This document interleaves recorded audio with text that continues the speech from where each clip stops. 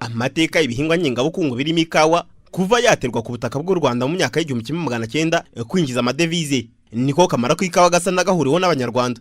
Ni ibihingwa abanyarwanda batari bake bumva ko ari bihingwa hagamijwe kugurisha umusaruro wabyo cyane ku masoko mpuzamahanga. Ni imyumvire hanini usanga yaratijwe umurindi n'abayitangije kuyihinga mu Rwanda ku mwaduko w'abazungu. Inyuma ikomeza gutizwa umurindi n'ubuyobozi bwakurikiyeho, aho umuhinzi atigeze yigishwa uko yayitegura ngo ayinywe yemwe n'akamaro ko kuyinywa, ahubwo himakazwa umuco wo gushaka umusaruro utubutse kandi mwiza ujya mu mahanga. Umuco wo kutanywa ikawa ku banyarwanda ntigire n'isoko ryagutse mu gihugu ni zimwe mu ngaruka. Bamwe na magingaya uretse kuba hari gahunda ibashishikariza kumenya kuyitegura no kuyinywa ngo mu buzima bwabo ntibaze cyanga cyayo nubwo bayihinga bakanayigurisha. Ndi umuhinzi wewe ngiye mfite ibiti nka 470. Ariko ntiwarabwakamwe ntabwo nari nakanywe icyayi cyayo nuko ntabonaga nyine sinabibonaga mbese muri make nge nezaga ikawa n'ubundi nkagemura, ariko rero ntabwo ngewe nabonaga ifu yabyo no kubiteka sinari nabizi. Ntabwo twakamenye kuyiteka. Nubwo abavuga ko imyaka bamaze atari mike bahinga iki gihingwa cya kawa ariko batazi cyanga cyayo, ngo nyuma yo gusobanurirwa n'ikigo na YEB uko iyi kawa itegurwa kugeza igeze ku meza bagiye kubigira umuco. Gusa nanone bisa n'ibigisaba izindi mbaraga zirenze ubu bukangurambaga.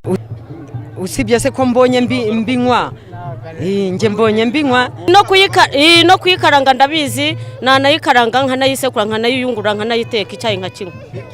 Urafata imbabura ugashyiramo amakara, umuriro ugafatwa, amara gufatwa ugashyiramo agashyiraho isafuriya cyangwa akabindi niko bari batuzaniye icyo gihe.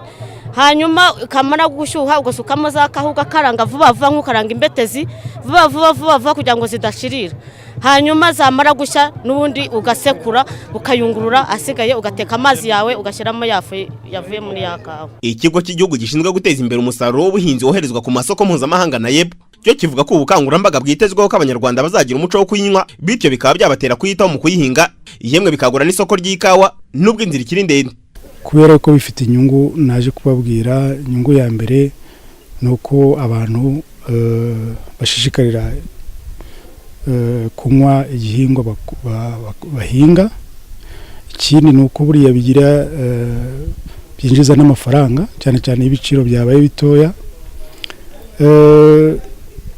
Iby'amadovize byo turayashaka nibyo, ariko n'ubundi iyo pourcentage igenda yiyongera. Uretse kuko gushishikariza abanyarwanda gutunganya ikawa no kuyinywa byareberwa mu ndorerwamo yo kwagura isoko, bishobora no kureberwa mu ndorerwamo yo gushaka igisubizo cy'ibiciro by'ikawa bigenda bimanuka. Urugero ni nko mu mwaka wa 2015 igiciro cyayo cyagabanutse ku kigero cya 23%, aho ikiro cyavuye ku madolari ya Amerika agera kuri 4.23 kikagera kuri 3.24. Ese iri soko mu Rwanda rirashoboka mu gihe uretse igiciro cyayo n'uburyo bwo gupfunyika ikawa butaragera ku kipimo cy'ikawa buri munyarwanda yakwigondera? Cyane cyane bifitanye isano ambaraje kora ko bura mu cyayi ari yone kiro igice cy'ikiro kimwe cya 4 kugeza hasi na garama za 150.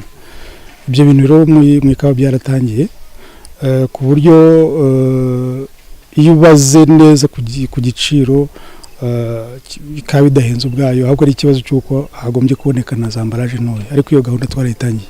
Kuri mu Rwanda habarurwa ibiti miliyoni 90 ku buso bungana na hegitari 36,000. Ikahingwa igatunganywa ikananyerwa ku butaka bw'u Rwanda ingana 2% by'umusaruro mbumbe wayo buri mwaka.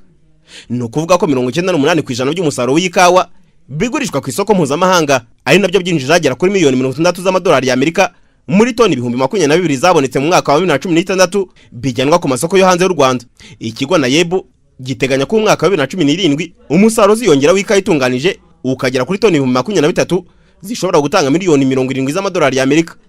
Uko biri kose ariko nubwo umusaruro wayo bisa naho wiyongera, bisa naho kwagura isoko mu Rwanda bikigoye, mu gihe ikiro cy'akawa muri butike kiri ku giciro kiri hagati y'ibihumbi 10 n'ibihumbi 12 by'abanyarwanda, ndetse no gupfunyika mu ngano nto yahendukira abafite amikoro make bisa n'ibitarashoboka. Icyakora nubwo umuco wo kunywa kawa usa n'utari w'abanyarwanda, ubushakashatsi bwerekana ko ikawa ifasha mu kwirinda diabete kuri 61% ku banywa uturahuri turi hagati ya 5 na 6 ku munsi.